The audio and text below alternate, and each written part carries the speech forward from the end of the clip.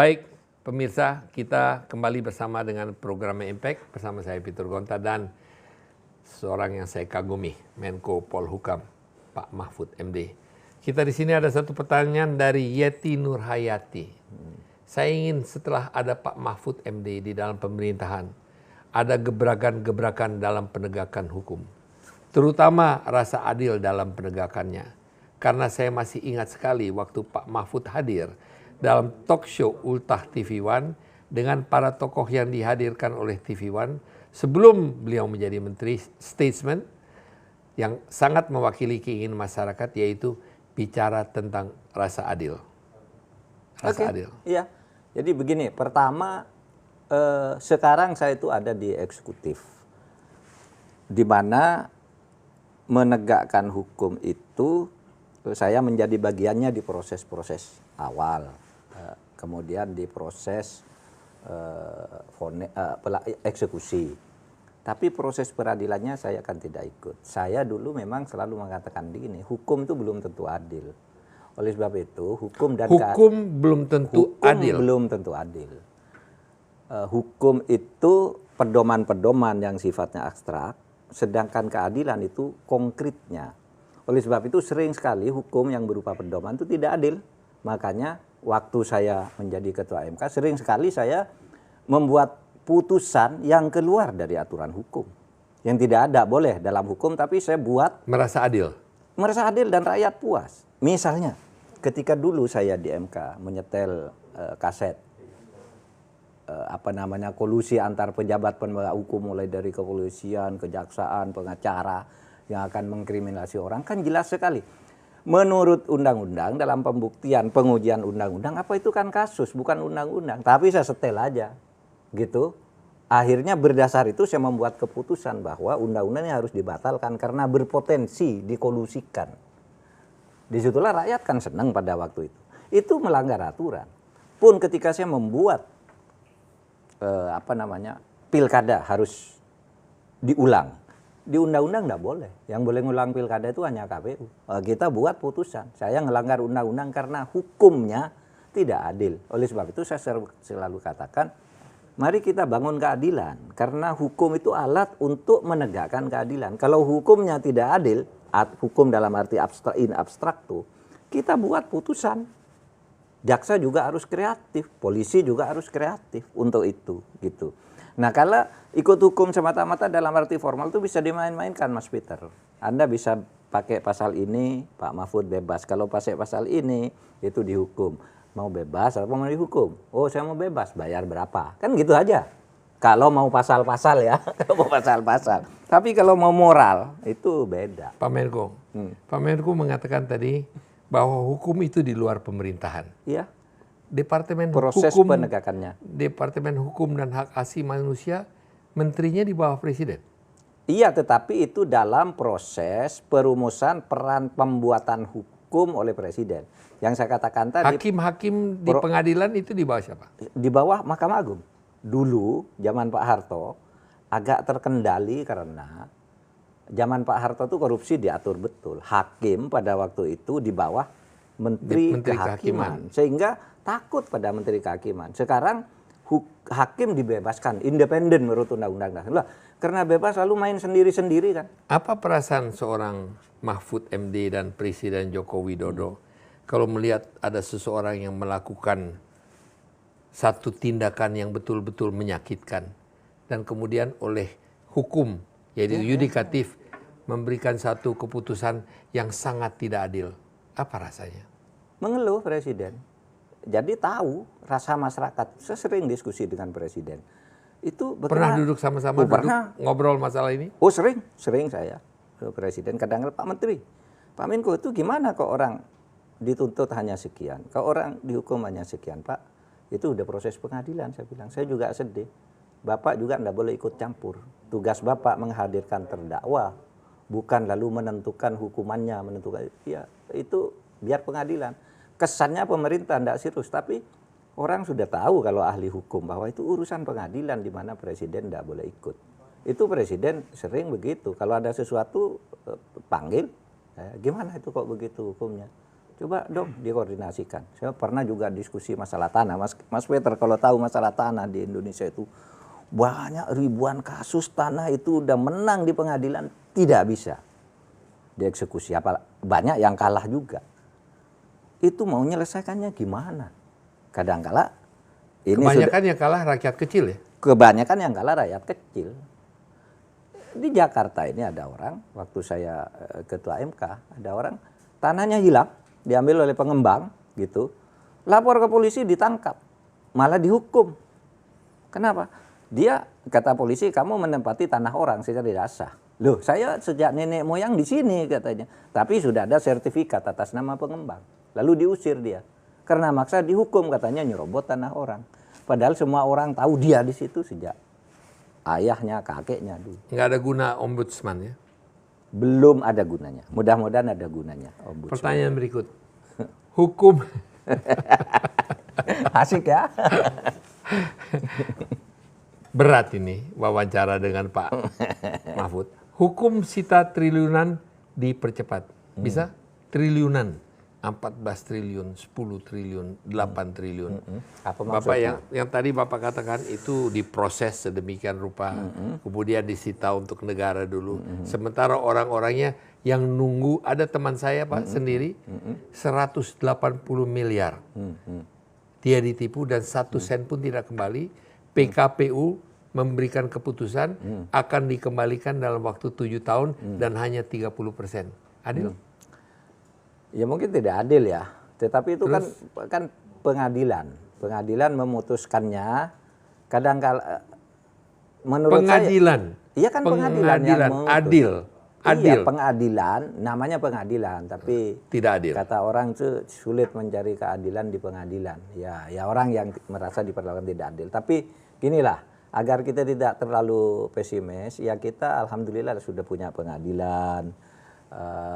Bisa rakyat bisa protes, bisa menggugat bahwa belum sempurna. Bahwa kita pun sering frustasi melihat itu, mari kita perbaiki pelan-pelan. Toh ini kan masih proses. Kita kan baru 75 tahun merdeka. Dulu konon Amerika juga menghadapi hal seperti ini sampai puluhan tahun untuk sampai sekarang seperti sekarang. Negara besar. Iya. Tidak mudah diatur. Tidak mudah. Pekerjaan rumah sangat tinggi. Kita sangat jangan besar. terlalu pesimis.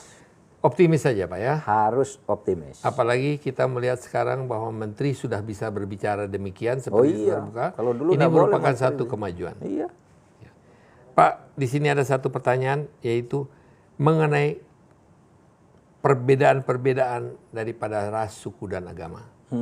Kapan pemerintah bisa tegas terhadap kaum radikalis yang berlindung di balik agama?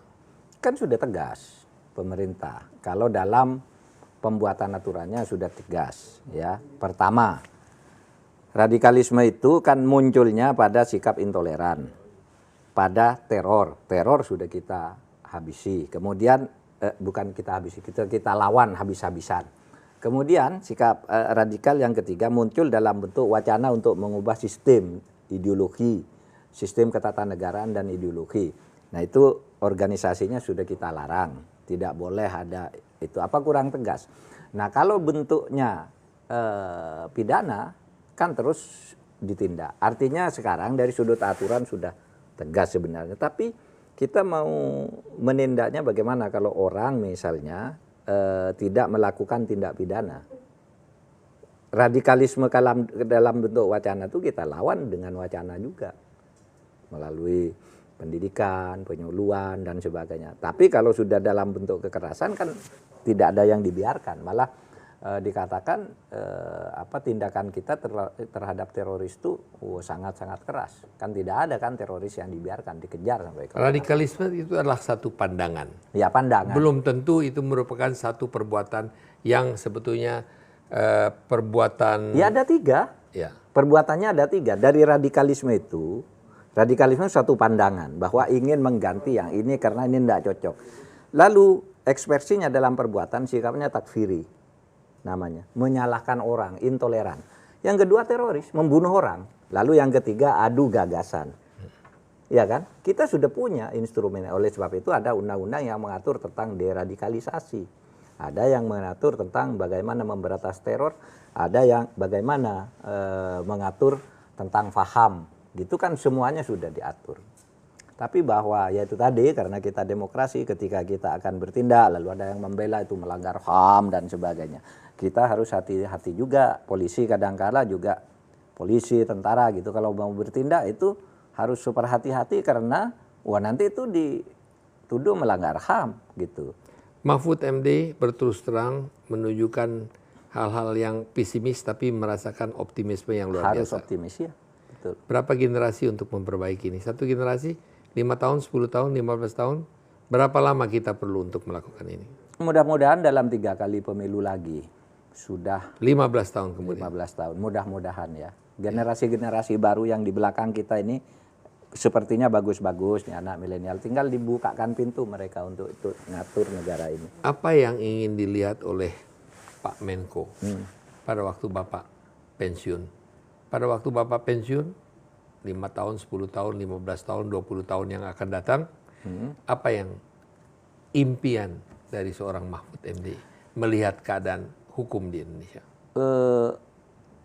Rekrutmen politik yang lebih terbuka, lebih demokratis, karena sebenarnya politik yang sekarang ini masih banyak transaksionalnya.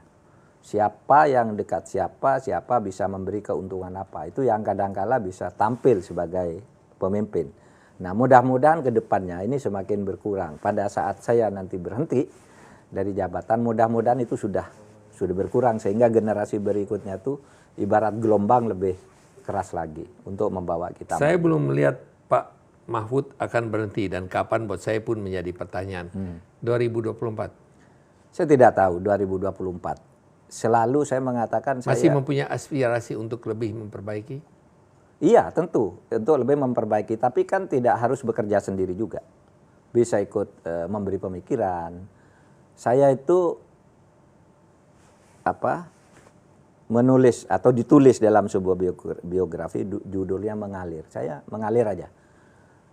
Pokoknya sekarang kerja baik, 2024 siapa yang mau tampil kita dukung sama-sama. Mau tampil? Saya enggak. Saya kan tidak pernah, kecuali dulu diajak kan, diajak ayo gitu. Tapi saya enggak pernah merencanakan, wah saya mau tampil begini, enggak lah. Ini kan banyak yang potensial dan masih muda dan bagus. Yang kira-kira di bawah 60 lah kan masih banyak ini. Saya udah 63, Pak Peter. Masih muda. Tahun 2024 sudah 67 lah. Presiden Reagan menjadi presiden umur 70 tahun. Iyalah Mahathir juga. 90 tahun. Iya. Justru. Jadi umur bukan merupakan batasan kalau memang ingin melakukan sesuatu perbaikan bagi bangsa dan negara. Tentu. Tetapi saya tidak akan mengatur langkah-langkah agar saya menjadi. Kalau ngalir saja gitu. Sumpamanya mengalir dan banyak yang menginginkan. Kita lihat nanti besok, realistis enggak keinginan itu. Dan apakah saya mampu di dalam usia itu. Kadang-kala sekarang ini kan saya sudah berpikir, sekarang ini, sejak umur 60 lebih gitu, ya lebih, lebih kalem lah. Kalau dulu kan meledak-ledak gitu. Sekarang paham bahwa situasi ini harus dihadapi dengan lebih sabar gitu. Pertanyaan terakhir. Nah. Istri, ibu di rumah melihat Pak, ini pertanyaan terakhir betul. Istri melihat Pak Mahfud di TV dan berbicara secara lantang dan ya itu sudah menjadi kebiasaan yang dilihat oleh banyak orang. Apa kata beliau kalau nanti sampai di rumah? Kadang-kala jangan terlalu keras gitu. Jangan terlalu keras, nanti orang marah lalu menteror macam-macam gitu. Tapi ya hanya begitu aja, tidak sampai dibawa ke hati cuma bilang aja jangan terlalu keras. Dia sudah terbiasa memahami saya karena kami sudah 38 tahun bersama dan anak saya sudah umur 36 tahun yang tertua. Makasih Pak Mahfud, selamat. Makasih. Selamat berbahagia terus, bekerja terus untuk negara kita dan saya ucapkan sukses selalu dalam membela kepentingan bangsa kita. Amin. Makasih Mas Fit. 1 jam sudah perbincangan kita bersama Menko Polhukam Mahfud MD. Dengan bahasan investasi terganjal, regulasi kinerja, hukum, dan disoroti. Semoga dialog malam ini memberi informasi dan inspirasi bagi Anda. Tetap saksikanlah Impact bersama saya, dan tentunya bagi saya ingin saya sampaikan, kalaupun pertanyaan-pertanyaan yang tidak dapat saya sampaikan ataupun kalau jawabannya belum kita dapatkan memuaskan, saya minta maaf karena kali ini saya mendapatkan seorang pakar yang saya pun dalam keadaan kesulitan. Saya Peter Gonta di CNBC Indonesia, sampai jumpa.